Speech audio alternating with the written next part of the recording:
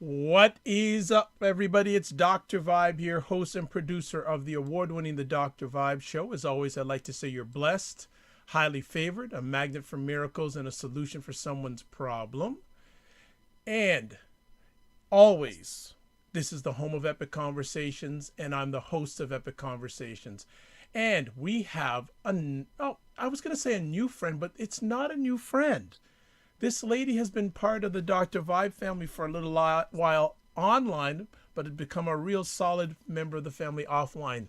Who is the friend? It's Michelle Mras. She has a background in education, and not education, which should include education. There's so many things here: engineering, economics, financial institutions, marketing management, quality systems management, performance examination boards, benefit auctioneering, political campaigning, and the TEDx Colorado Springs stage. Despite her diverse background, her greatest accomplishments are that she's traveled the world as a military spouse and daughter, has raised two well-adjusted young adults, and is a survivor of multiple life challenges to include a traumatic brain injury and breast cancer.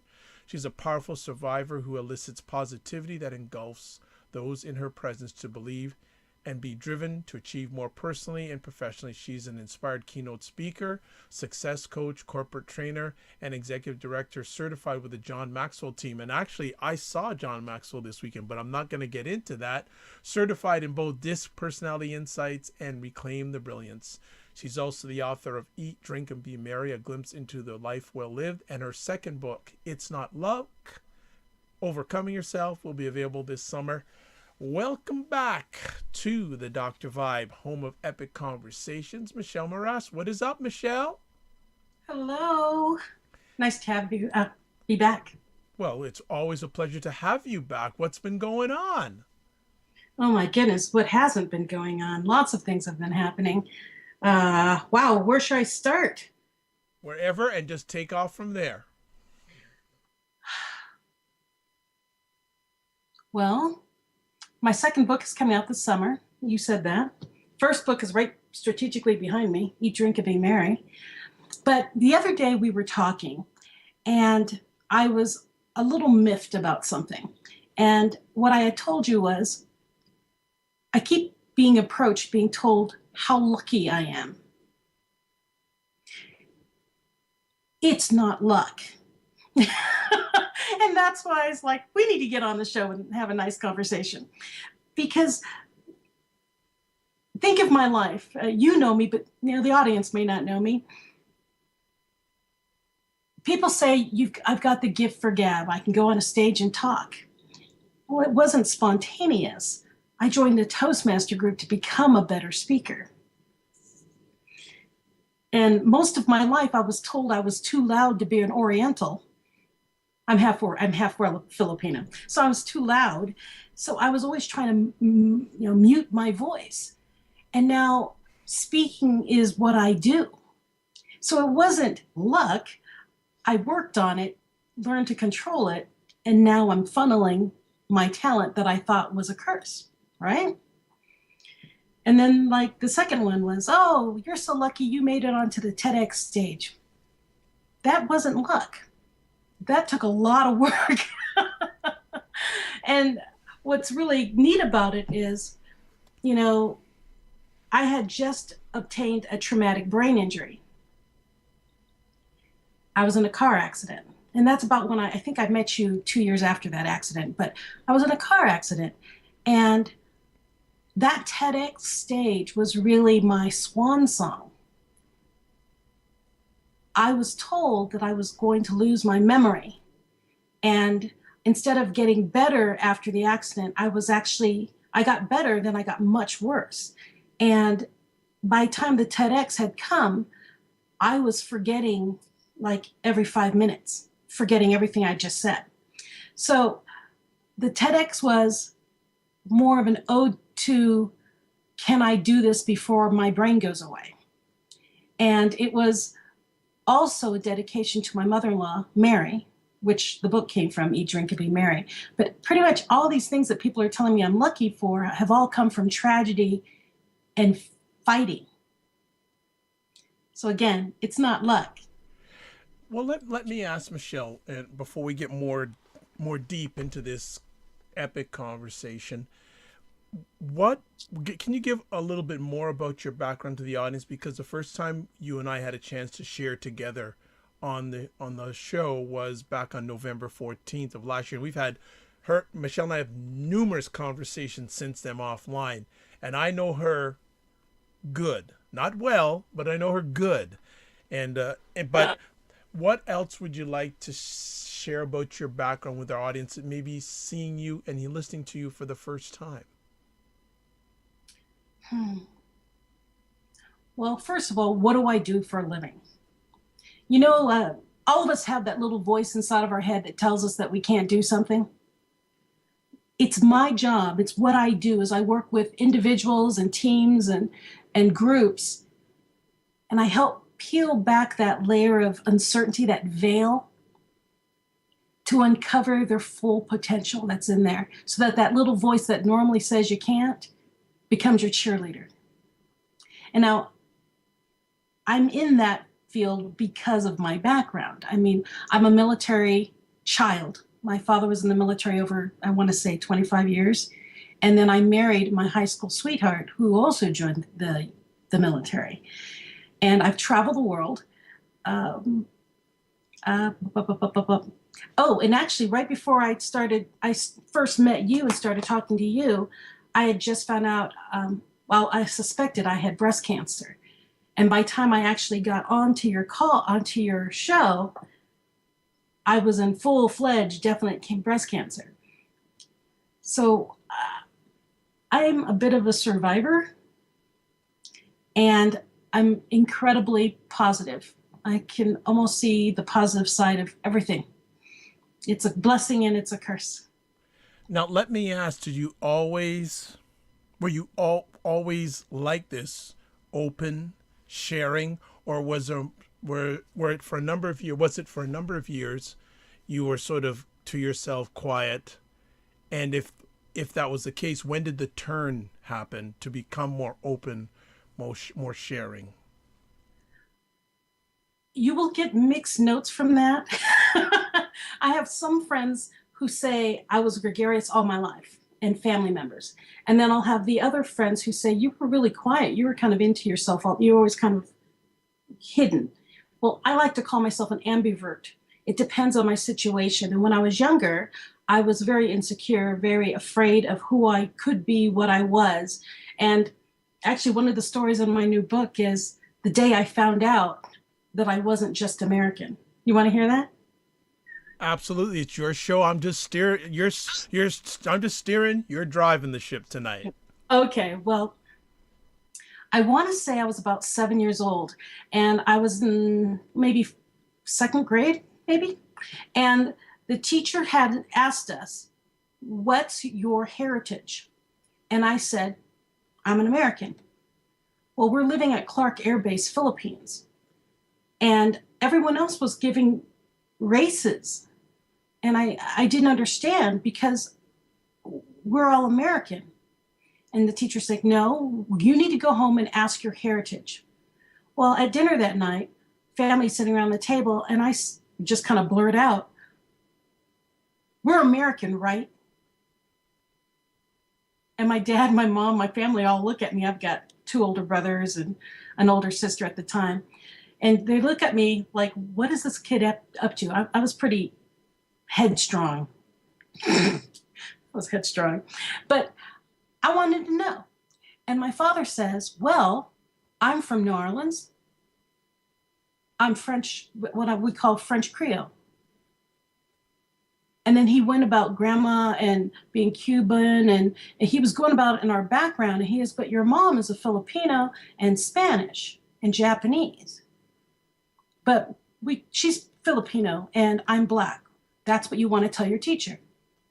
Well, I excused myself from the table and I ran into the closet in the hallway and hid and cried. And when my mom finally gets to the door, I mean, my family's standing at the door, they knock on the closet door and they said, "What's going on? Why are you crying?" What they didn't realize is I thought because I was Black and Filipino, I was doomed. Everything I had seen around me in the Philippines, the housemaids and the servants and the garbage men were Filipino. And in the history books, all the Black people I ever saw were slaves. And at that moment, I realized, oh my gosh, my paradigm shifted. I can't be a doctor. I'm Black and Filipino. I can either be a slave or a servant. Wow. Wow. I was crushed. But you have to think, when we have paradigms like that, how many paradigms do we walk around with on a daily basis that cripple us? This is where this whole idea came out of. It's not luck. And basically, I want to help people walk through the stages of life of realization that I went through to discover the things that were holding me back. The subtitle for my book is, overcoming yourself. Let me ask, was there a period up until a certain point? And just a shout out to Claude Diamond, one of the great supporters of the Dr. Vibe Show, and just sharing with you, Michelle, great people stories. He is enjoying what you're having to share with us. I want to ask, did you, for a period of time, think that your life was full of luck and it changed, or were you always feeling that it wasn't all about luck? Because I don't use the word luck anymore. So no, I don't either. That was an evolution. Okay. When I was younger, actually, this evolution all happened within the past 4 years. Because before that, I just thought things happened when they happened. Bad things happened, well, then they just happened. And I would just, pray that something better would happen. But I never quite believed it would, because I just assumed I was doomed. So what changed that? Was there a moment that changed that? Yeah. Go ahead. May 21st, 2014. I was heading to a high school to pick up my children, and a car ran a stop sign and hit me. T-boned my car. Took the entire engine block off my SUV. And when I woke up about, we think 30 minutes later, I realized that I could have died. I mean, any inch more, I would have been dead. My whole steering shaft, steering column would have went into me. I lived for a reason. And at that point, I realized, what am I supposed to do? 10 days after the accident, the doctors were telling me I was fine, but I was speaking gibberish. And I couldn't write. I would be able to speak till about noonish or 1 o'clock. And then my language abilities just went away.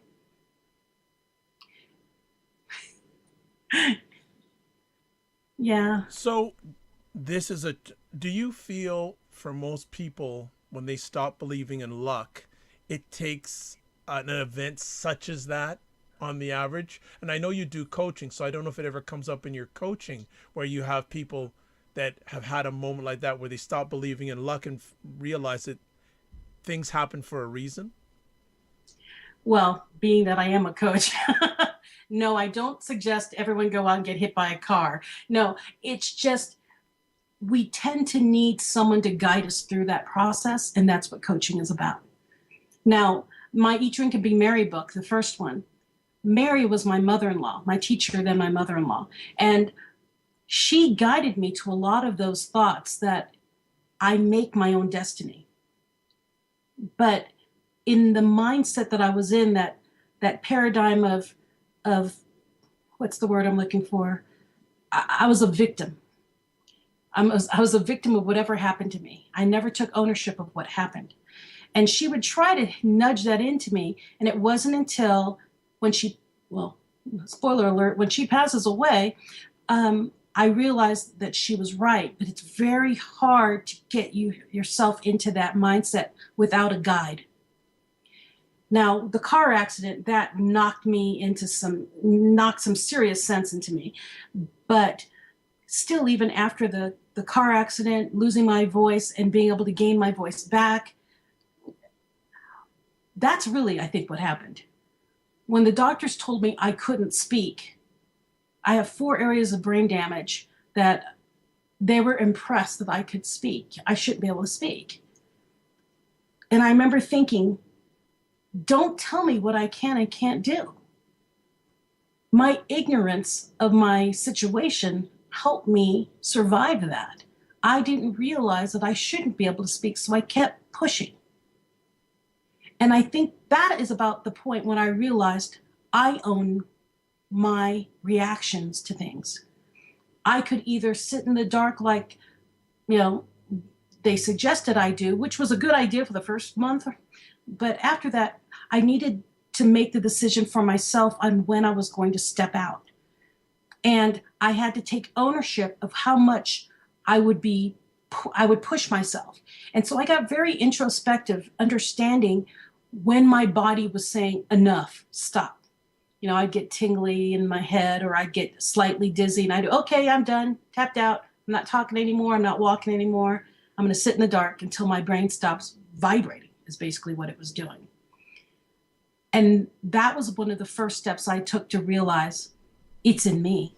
The decision, the choice of how to react came from me. And then when I was offending people, because I literally forgot years of my life. And so I would see people on the street and not remember them. And people, because I look fine, I don't look sick. It's an internal brain injury. I didn't have gashes on my head. So when I looked at someone like deadpan, like, I have no idea who you are, I offended people. And I lost many friends. I don't know who I lost because I don't remember. Wow. So it's sad and a blessing at the same time, because I learned who were my true people in my tribe, who stuck by me, who understood I was going through something. And then those who didn't want to stay around, and it's okay. And I had to come to terms with, it's okay. That's another thing to learn. Yeah. Number of conversation pieces going through my mind and heart right now. So if I'm correct, and correct me if I'm not, when you don't believe in luck, one should have more ownership in their life, of their life, correct? Straight, yes. And the thing is it isn't luck. That's what I'm trying to get at. Right. So, you may think it's luck, but anybody you see that you consider lucky, ask them how they got where they are. I mean, look at Oprah, for goodness sakes. Oh, wow, look at her. She's so da-da-da-da-da-da. She went through a lot to get where she is, right? Anyone with any substance has gone, it's the hero's journey. Have you heard about the hero's journey? Yes. You go through this path, you have mentors, you lose things, bad things happen, you have to succumb bad, huge obstacles, you fall down to your lowest point. You know that quote, sometimes you have to become small to get big? Every hero does that. They get where they think they can't go on. Look at Star Wars. Luke Skywalker, he can't go on, he's beaten, he's done. Right? And then they come back. It's part of life to come fight through something. And it doesn't have to be a car accident or breast cancer in my case. It can be anything that causes you to reframe your thinking, to grow and learn.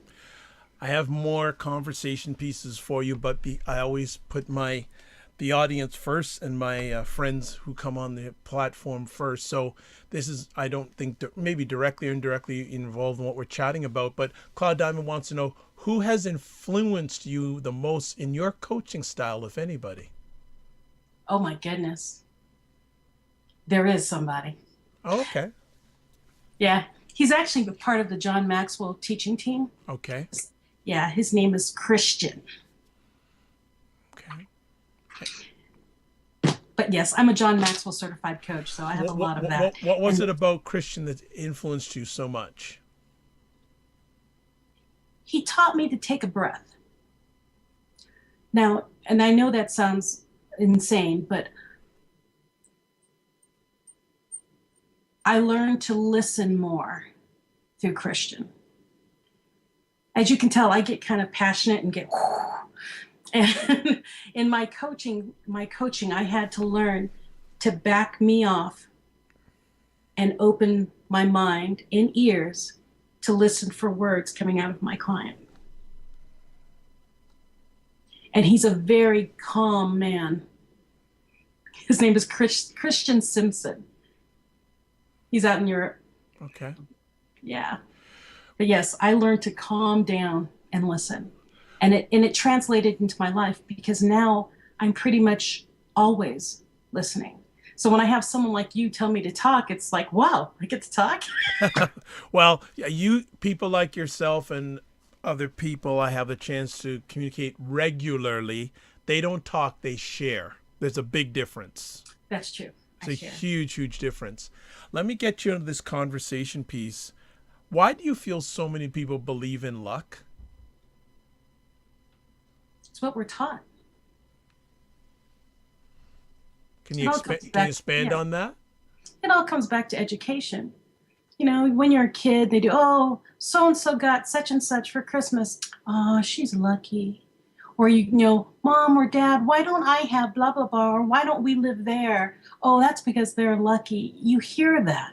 And then in movies, people are lucky.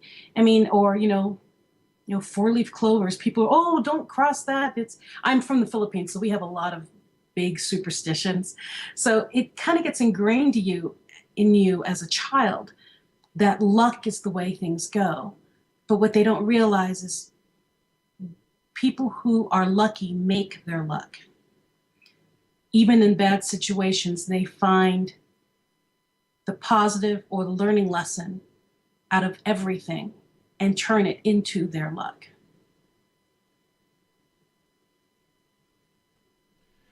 Yeah, because a lot of people just have this thing that luck, things just happen, but I'm getting to the point in my journey that nothing just happens.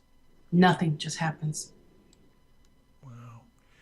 I mean, I remember after my car accident when I was trapped in my mind, and I'll imagine I'm a talker and I was trapped in my mind.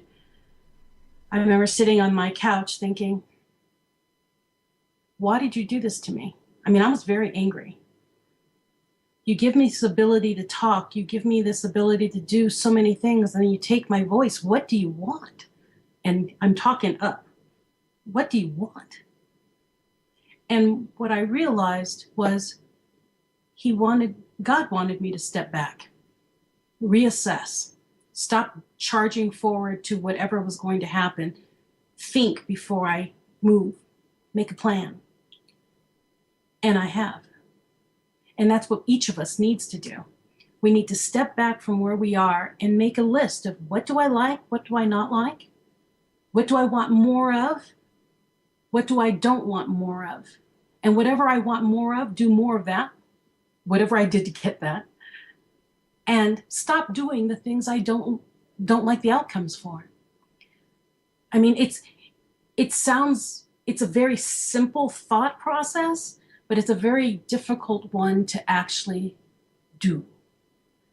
Because a lot of things, like in what I found in my life, a lot of things that I didn't like the outcomes for were attached to people that I was with, the people I surrounded myself with. Now, sometimes that can actually be family, so that's a very delicate situation to deal with. I think I saw a video. It's an old video of Oprah, and she says, be careful of the energy suckers in your life.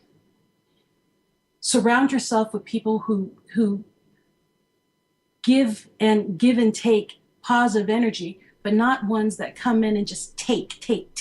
You can feel that. You can feel it when you're just exhausted after being with them. So even with this whole process of what do I like, what do I want more of, what do I not like, what do I not want more of, it's who do I want to be around, who do I want to aspire to, who do I want to know I want to leave behind, because I don't want that kind of life anymore. You have to prioritize your life. It's like program management on steroids for your life. Actually, I have a girlfriend who wrote a book called that. PMP for life, I think. Right. So Have you ever had to address this issue with any friends or family? You know, and if you don't want to go down there, you don't have to. But if you do, you don't have to give any names or anything. But you ever had to address the whole luck thing with others? Actually, I have. And I've told a couple of friends privately, I'm going that way and I'm going to go fast. And I don't, I like criticism. I'm a Toastmaster. I like evaluations, but I don't want Debbie Downers. If you can't have your mind open enough to the crazy things I'm going to throw out saying I want to do, I can't have you in my life because I have a momentum going that I cannot stop. And so some of the friends said, it's nice knowing you. I don't want to let you go, but I can't keep up with this. And then there were others who said, let's go. What do you need? What can I do? And those are the kind of friends that help me move forward. And family. Okay. How how has your life been different, believing in luck and then not believing in luck? How's it been a different life? Because obviously it's been two different lives. How has your life been different in each one of those stages?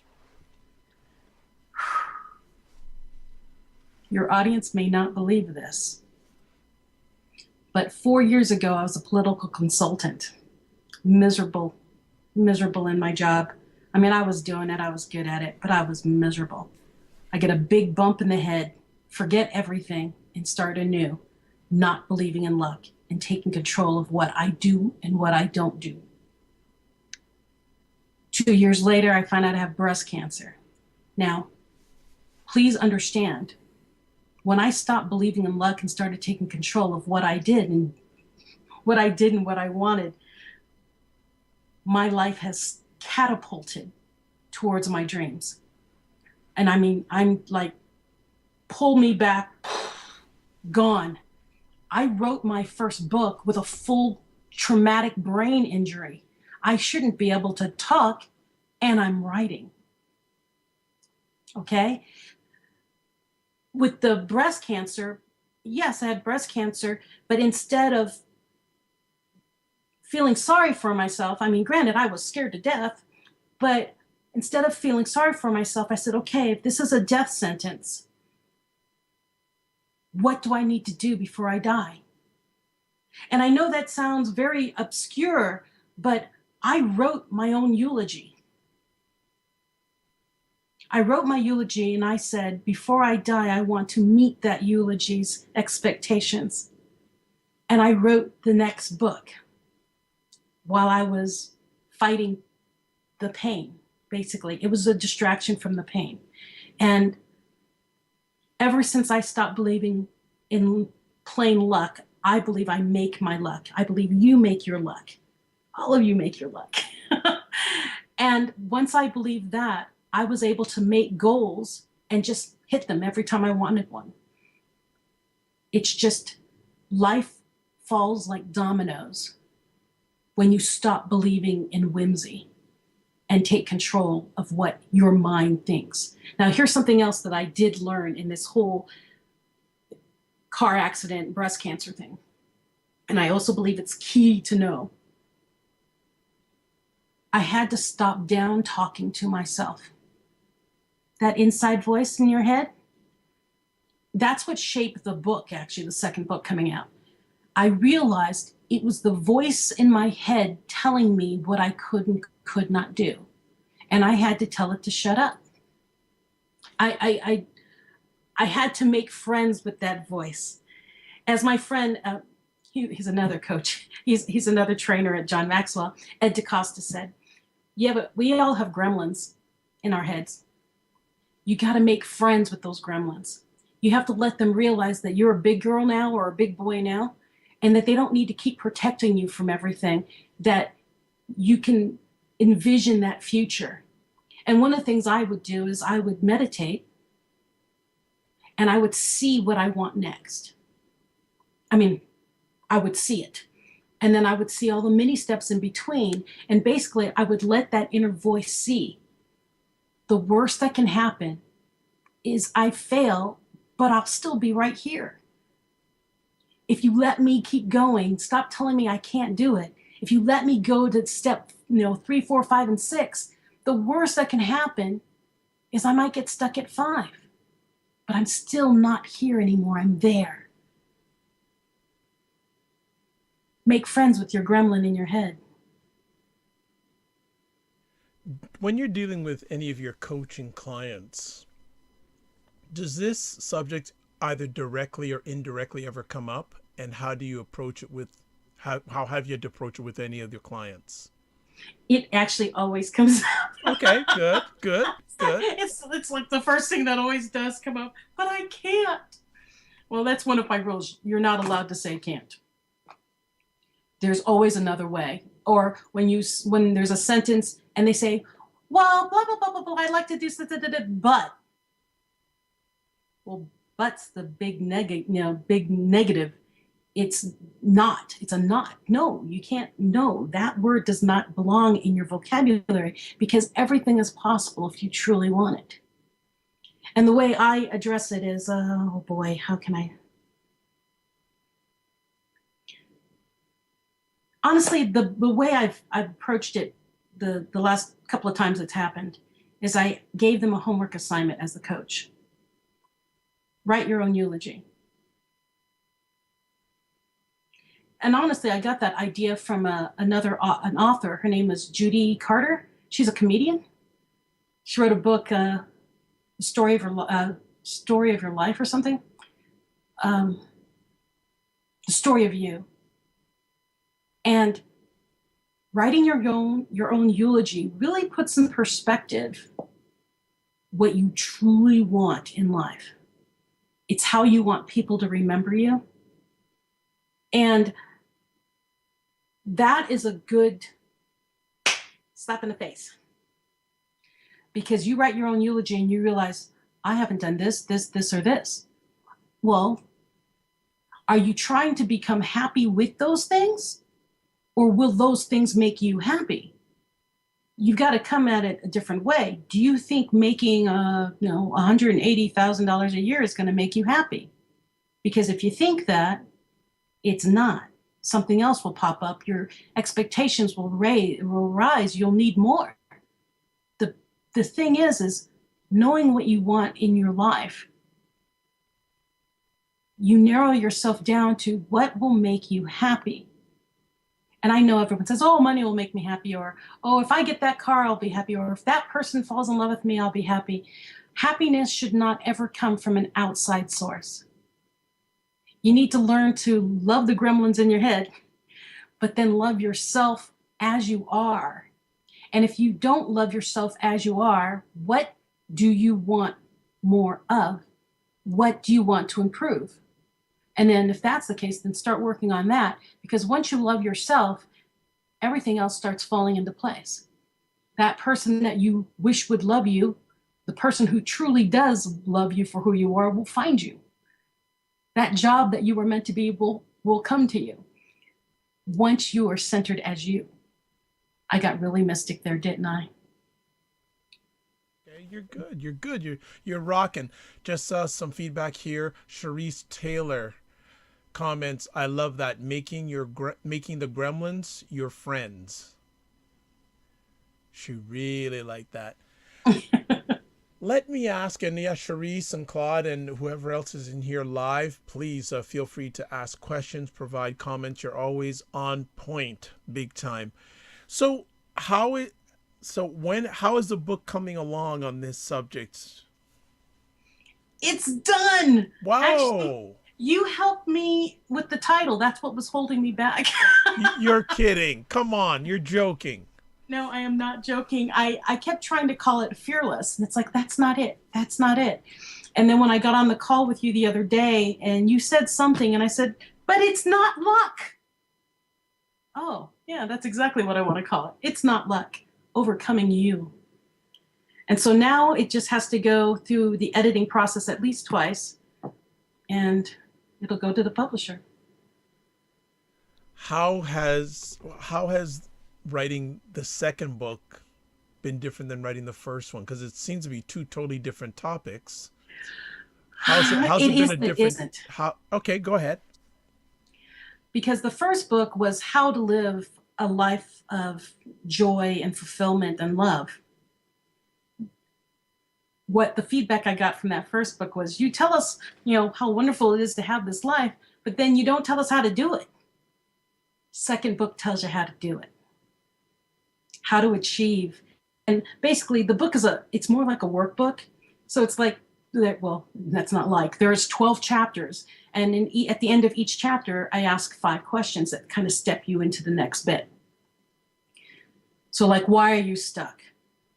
So the first story I'm going to tell you.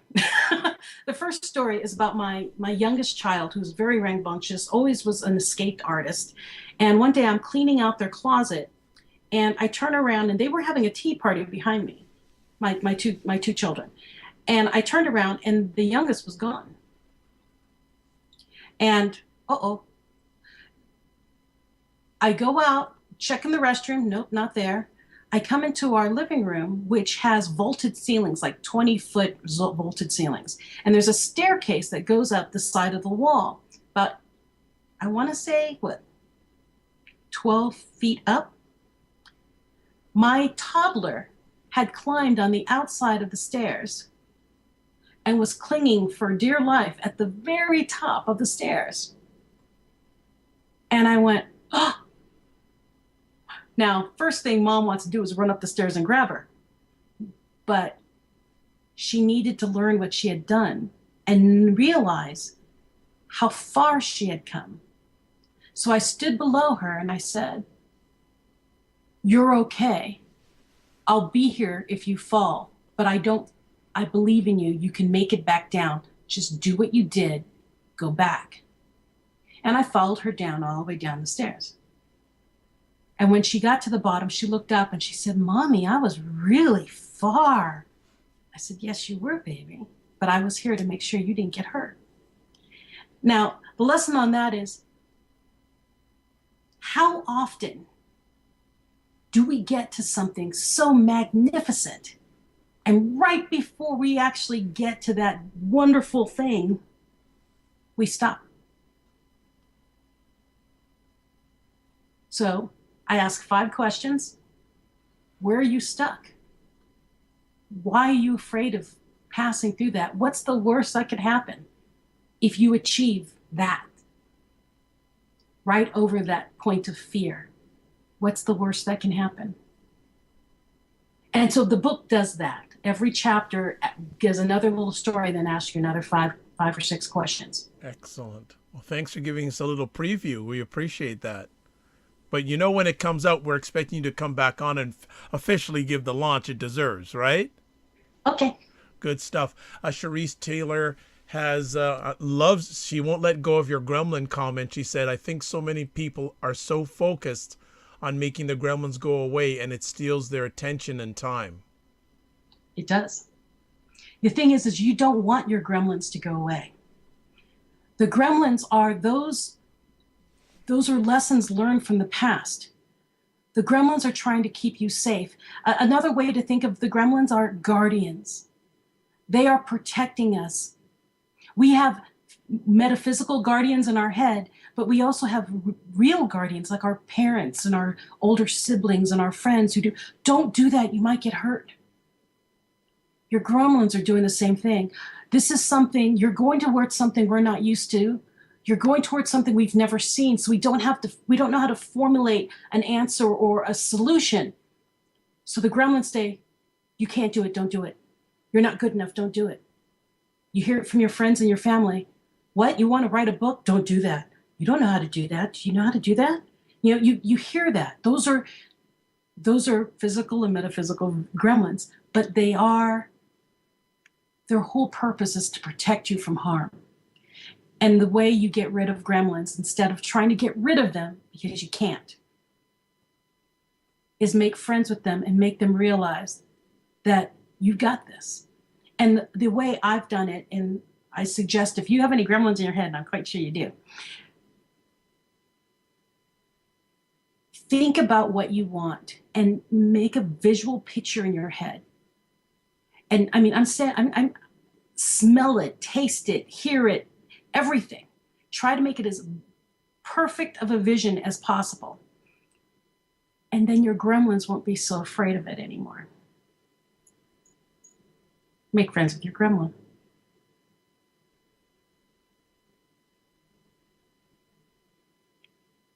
Uh-oh, I lost you. I'm here. I'm here. What would you like the impact of this upcoming book to be? What's the vision, as you just mentioned, with the Gremlins? What is the vision you'd like for this book? My vision is for more people to make friends with their gremlins. The thing is I believe that so many people are unhappy because so many people have expectations that they don't address. They live in a fear box of things they can and cannot do. And unfortunately, our minds, our gremlins, put us in a much smaller box than we want to be in. As we get older, we grow. One of the things I like to say, I quote Paul Sheely, Dr. Paul Sheely from Learning Strategies. I'm a Reclaim Brilliance facilitator. He says, and I love to quote this, if we were not meant to fail, get back up again and fail over and over again, we would all be crawlers. It is human nature to start off crawling, get up, fall, get up, fall, start walking, fall, start running, fall, get up. And somewhere when we get in our teen years, we stop wanting to get up and we want to just fade into the back and be like everybody else. Well, the magic is we are all special. We are all beautiful and magical, and we can all do so much. We all have a different talent. We aren't meant to be the same. Our society wants us to all be the same. We are not meant to be the same. We all have a unique talent. We are supposed to fall and get up differently. So like I tell my business clients in trainings and things, just because that company's doing it that way doesn't mean your company has to do it that way. You want to reinvent the wheel because each culture is a person, basically. And each person is different. So each movement will be different. It works for whatever your atmosphere is. True. I always like to say sometimes you got to observe the masses and do the opposite. Yeah, you don't want to be the same. True. Different is good. Good, good. Luck. Anything else you want to share with us about the whole area of luck?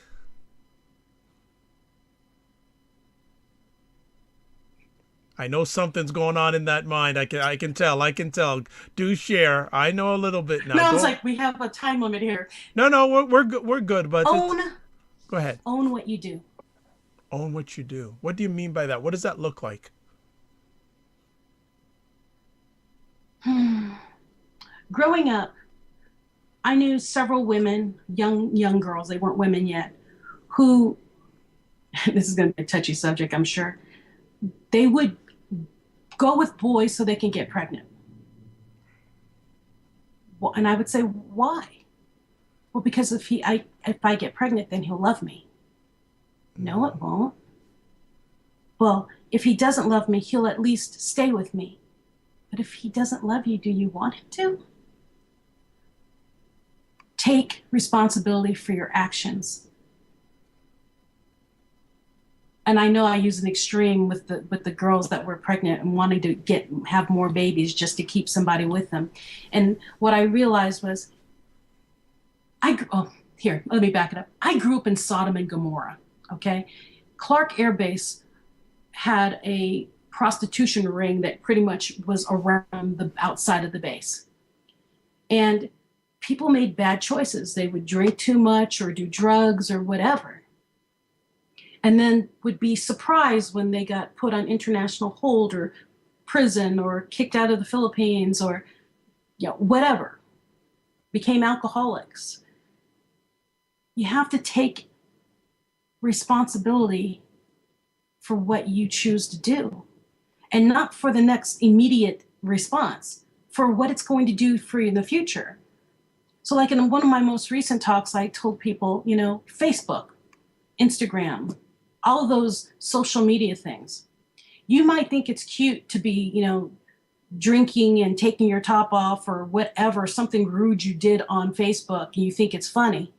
But when you go out looking for a job, I can assure you every employer is looking you up.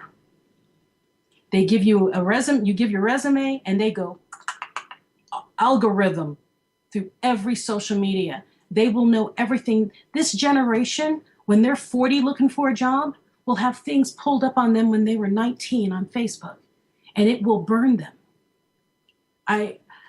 So always take responsibility for all of your actions. I don't care if you're only 19 or 18.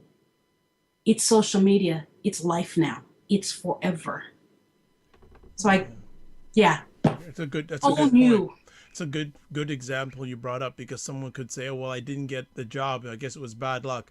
No, you may have posted something that they found out about you, and it wasn't luck. You how say it? You made your bed, so you got to lie in it. I haven't heard that phrase in a long time, but I remember hearing that. You make your bed and you lie in it. Yeah, and the thing is the beds for now, with social media, is a long-standing bed that doesn't change the sheets. Very well put. So when is the tentative release date for the book? Well, that will all depend on how fast the publisher can print it once I get it to them. But I'm shooting for it out on Amazon and Barnes & Noble by August 1st. Okay. Well, we'd like to thank you for taking time from your positive, productive schedule to share with our audience again on the Dr. Vibe Show, home of epic conversations. If people want to get a hold of you, how can they contact you? My name, Michelle Mras. MICHELLEMRAS.com. There you go. Simple, signed, sealed, delivered. That contact information, amongst other contact platforms, will be put on the replay of this epic conversation. I am Dr. Vibe here. I am the host and producer of the award-winning Dr. Vibe Show, the home of epic conversations. I'm the host of Epic Conversations. I'm also a certified empowerment coach and president and CEO of Express Your Vibe Coaching and Communications. If you would like a complimentary 30-minute empowerment session, please contact me. You can contact me via number of 3 best means is either email dr.vibe at the drvibeshow.com. Of course, website, there's contact information there on how you can get a hold of me. And also there's Twitter at drvibeshow.com. I'd also like to say a huge thank you to Charisse, also to Claude Diamond. I know there's one other person that was watching. Don't know who they were, but thank you so much for sharing. If you want to listen to any of the replays of my epic conversations, different platforms you can catch them on, again, the website address. You can also catch them on the Goodman Project, also the WJMS Radio. There's also Apple Podcasts, iHeartRadio, Tuned In Radio, Google Play Music Store, also, I forget, Stitcher. There's at least one other more. So that is it for the Dr. Vibe Show. Upcoming things on the Dr. Vibe Show. In a little over an hour, we'll be holding another Epic Conversations, a live audio podcast. So you'll have to go to the website to listen to it. And that's with Anthony Carter, who's written a great article called How Black Men Can Be Seen Without Being Punished. So that is coming up at 9 o'clock Eastern Time. All you have to do is go to the website to listen to that live audio epic conversation through the Dr. Vibe Show. One other thing, just want to tell you that the views and opinions expressed on the Dr. Vibe Show are those of the guests and do not necessarily reflect the official policy or position of the Dr. Vibe Show. Any content provided by our guests are of their own opinion and are not intended to malign any religion, ethnic group, club, organization, company, individual, or anyone or anything. So, as always, I like to say you're blessed and highly favored. You're a magnet for miracles and you're a solution for someone's problem. And always remember, sometimes you have to get smaller to get stronger. Michelle will be back, and please follow her. She's got a lot of great things to share with the world. God bless, peace be well, and keep the faith. And hopefully we'll see you. Well, you'll hear me in an hour. Take care.